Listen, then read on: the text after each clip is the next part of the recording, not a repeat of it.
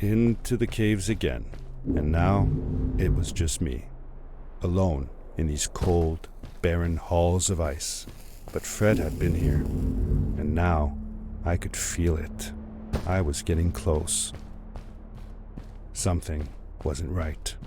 The grapple device's energy beam was somehow reflected off of the ice, and I couldn't get a grip.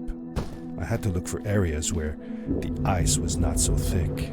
This was going to be a challenge.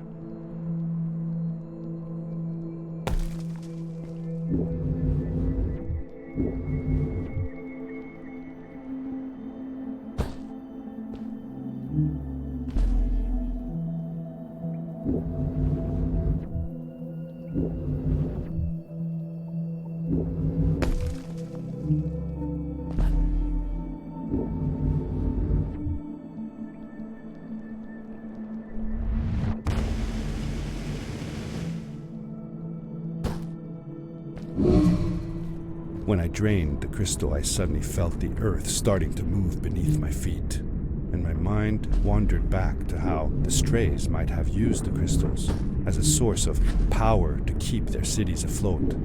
I decided it was best to hurry back the way I came before this whole room came apart.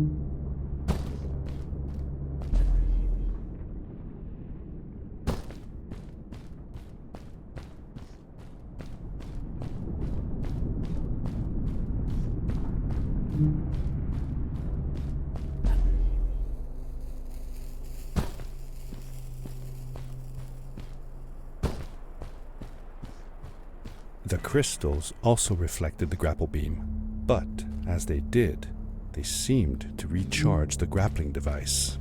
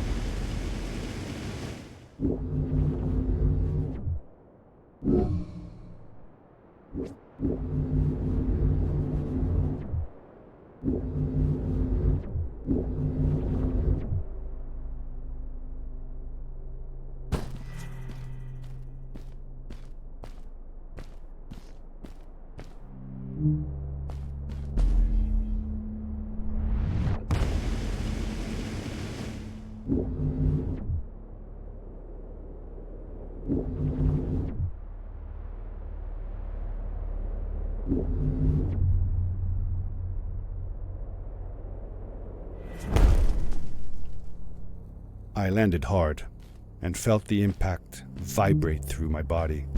The suit had protected me, but it was in bad shape. The rocket boots were worst off.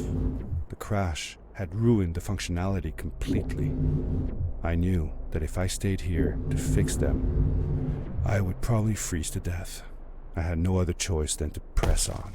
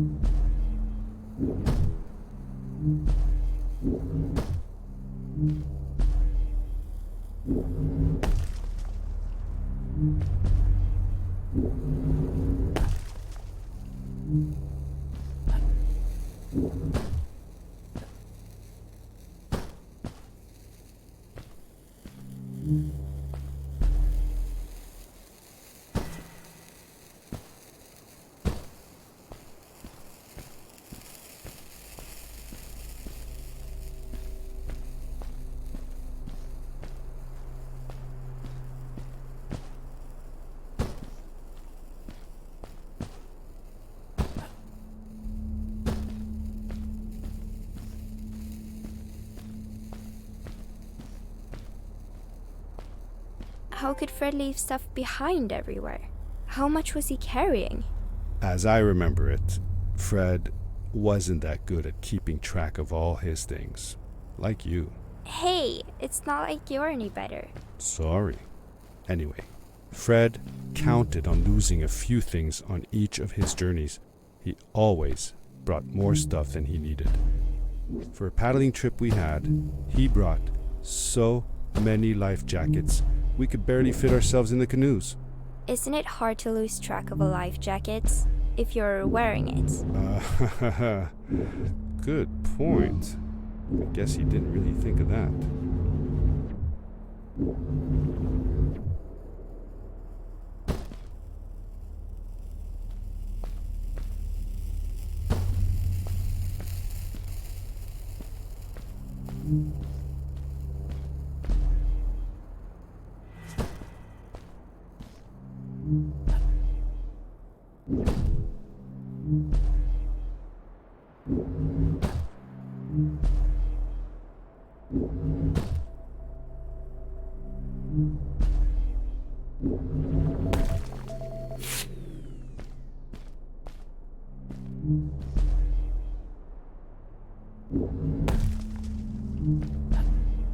I found another one of Fred's campsite, noticeably newer than the others. The fire was still smoldering, and I could faintly pick up the smell of the aftershave he always used. I was closing in on him. I could feel it. He had left some tools behind that I could use to repair my boots.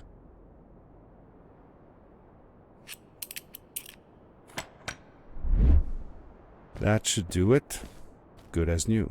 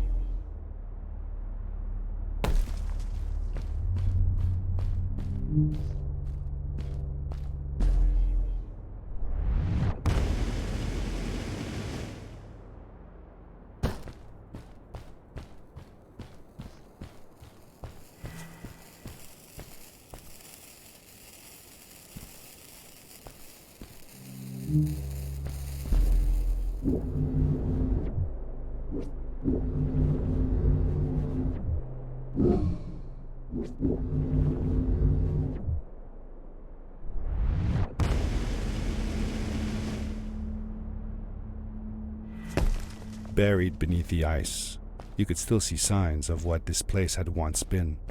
Something not unlike the caves where the village lay. The ice age must have come suddenly, washing over it like a freezing tsunami. Now it lay desolated, haunting anyone who dared visit, with falling stalactites, sharp icicles, and its bottomless depths.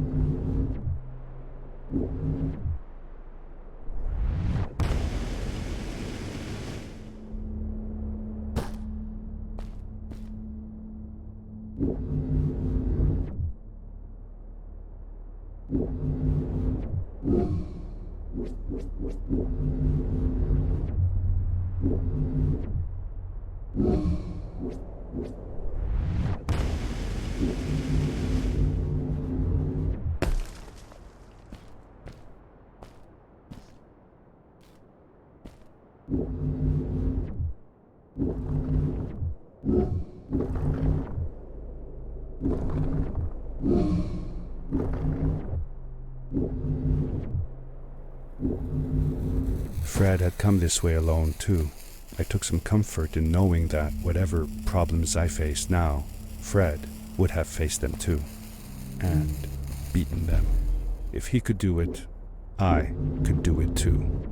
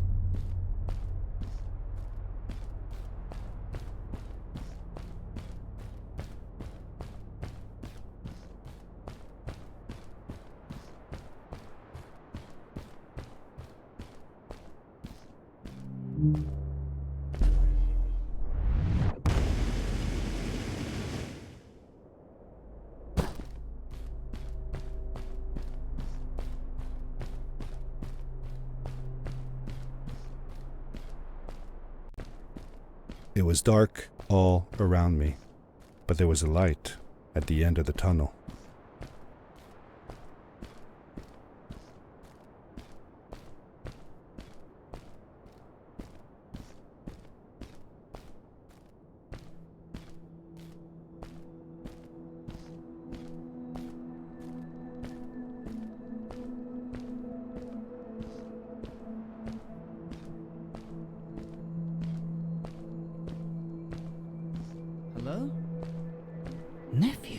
Uncle Fred, I finally found him. My little boy, I'm glad to see you. And you're wearing the suit I made you. But how can you be here? I said that I found the suit in his workshop and that I came looking for him. I'm sorry for being away for so long. But I've been busy down here, you see. The frog people. That was an experiment of mine. Do you remember the eggs I found before? I sent them here by accident, and I had to follow. By the time I got here, they were already growing. These caves were empty before, but my experiment has made them full of life. I've conducted research on them and documented everything about them. And I built a new crystal-powered pad to be able to get back to my colleagues, show them how fantastic this all is. I interrupted Fred and told him about Maddie, how we came all the way to Starhaven together, and that I had promised to ask him if he would go see her there. Madeline. My little Maddie. I should have taken her to see Starhaven long ago. She was always so curious about the strays. When I left her, I wanted to protect her. Or rather, protect myself from losing her. I've changed my mind. I'm not going home. What does research or praise matter when I can be here with these creatures? They need me. And it's just as well. I don't trust this pad for more than one ride anyway. You need that ride. I didn't want to go home, and I asked if I could stay with him and Maddie instead. I'm sorry, nephew. As much as I enjoy having you here, you must go home. Explore the world on your own. Have your own adventures. I reluctantly agreed to go home. I was going to miss my uncle. I will miss you too. But I'm sure you'll do phenomenal on your own. And don't worry about me or Maddie. We'll be fine. The pad is yours, boy. When you're ready.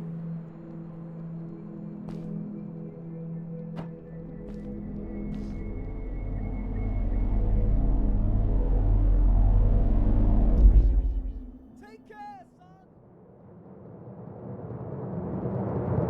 The end. Now, good night, sweetie. Wait, Dad. Does that mean Fred is still there? Who knows? That was the last time I saw him. Don't you miss him? I do, sometimes. But I don't worry about him, because I know that wherever he is, he's on his biggest adventure yet.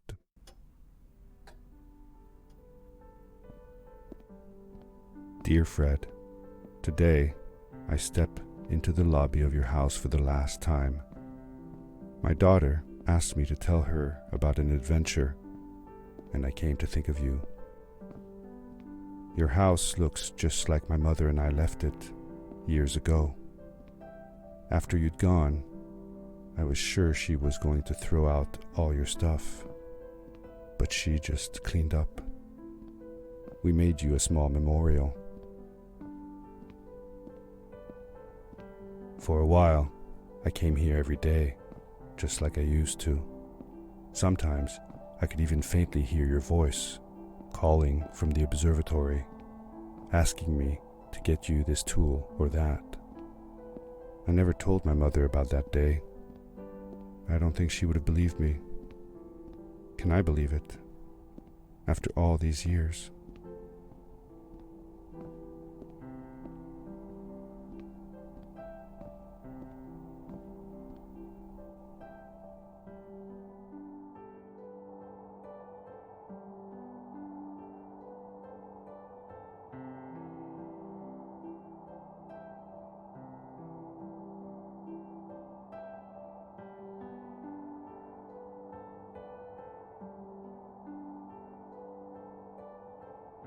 Uncle Fred, thanks to you, I have found an even greater adventure. Thank you. Love, your nephew.